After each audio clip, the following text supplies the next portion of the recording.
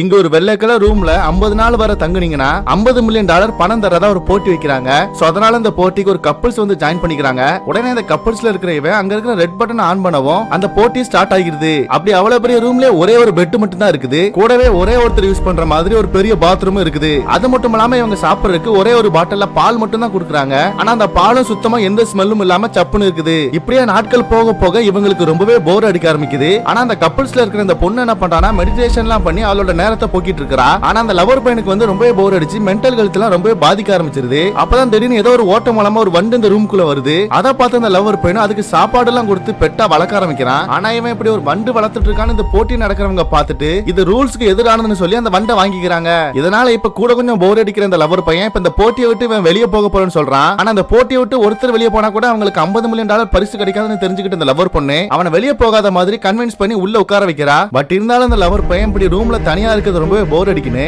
அந்த போட்டி நடத்துறவங்களுக்கு வந்து $500,000 பணம் கொடுத்து அது மூலமா ஒரு கிரேயான்ஸ் வாங்கி அதை படமா வரைஞ்சு பொழுது போக்கிட்டு இருக்கான். இதே மாதிரி $50 மில்லியன் பணம் தரதா சொல்லி ஒரு போட்டி வச்சா நீங்க அந்த போட்டியில 50 நாள் இருப்பீங்களா இல்ல வெளியே வருவீங்களான்னு மறக்காம கீழே கமெண்ட் பண்ணிருங்க.